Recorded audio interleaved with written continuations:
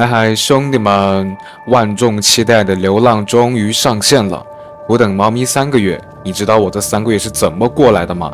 即便是花90预购，也阻挡不了我对这游戏的期望。毕竟90块钱连一包猫粮都买不到，你给制作组90，制作组还你一只人畜无害的橙色花猫，不过分吧？为了猫咪，我可以。在这里呢，我先插一句嘴。怕你们看不到视频结尾，还没购买的小伙伴们给你们提个醒，现在国区 Steam 购买95元，阿根廷 Bro 们大约62元就能入手，还有 PSN 2档会员就可以免费体验。本熊是真的想给你们省钱。好的，多的不说，少的不唠，接下来我就跟大伙儿讲讲这部期待值爆满的猫咪游戏。本熊也是一大早就着急开始下载了，一看 PC 端才6个多 G， 心里不禁一战。这要是整个游戏内存分配都在画面上，岂不是血亏？不管了，怀着激动的心情进入游戏，映入眼帘就是一个雷雨交加的空房间，场景略显破旧，其中一共有4只猫猫。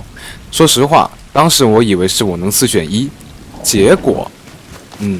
就是让你跟其他3只互动，一只黑不溜秋，一只白黄交加的花猫，另一只大体为白色。但看来看去，这白猫真的很乖啊，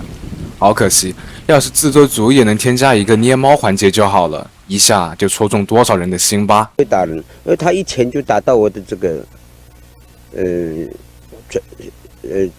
上巴。然后说说我还未通关的互动体验。整体游戏来说，游戏中能互动的东西比较少，即便大部分场景是楼层耸立的小巷，其中能互动的场景也显得比较单调。但作为一款非开放性世界游戏，还是可以收集的。我猜我这才说到哪儿，好多小伙伴就会起哄说不值，90块钱真的不值。各位得清楚一点，本作的猫咪是没有超能力，更不会说话，就是一只普普通通的猫。其实制作组已经尽可能的还原了猫咪的日常行为，甚至有一些从没养过猫的家伙不知道的细节。在游戏中，无论猫咪跳跃、钻动，还是扑通般的尾巴和闲置时舔毛，又或者是被吓到炸毛，以及对各种小物件打出试探性的猫拳，都让我感到非常的愉悦。你们可要知道 ，Blue12 Studios 工作室的2名创始人都是资深猫奴，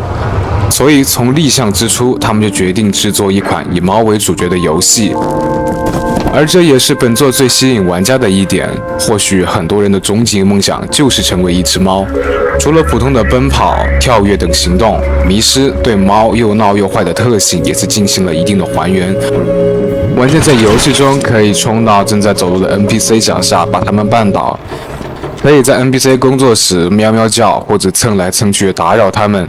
也可以发现在地毯和沙发上磨爪子搞破坏。这些做法对于推进游戏流程不会有任何的帮助，但各种看起来没有意义的加戏，其实就是现实中猫很爱做的日常活动，让主角看起来更加自然，更像是一只真正的猫。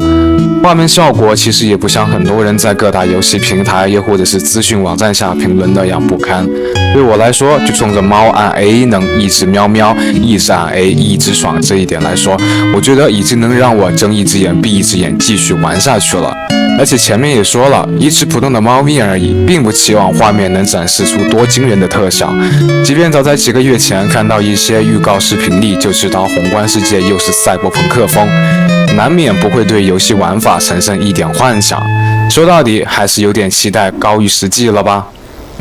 不过目前本作的物理效果还需要优化，每当我跳到摆满瓶瓶罐罐的架子上横冲直撞，把所有东西推在地上时，总有那么零星几个物件会反牛顿的飞出去很远，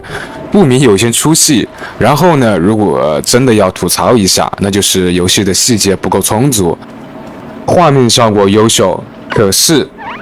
猫猫的毛发是被制作组打了发胶是吗？我倒想看看你们家猫洗澡用的是什么沐浴露。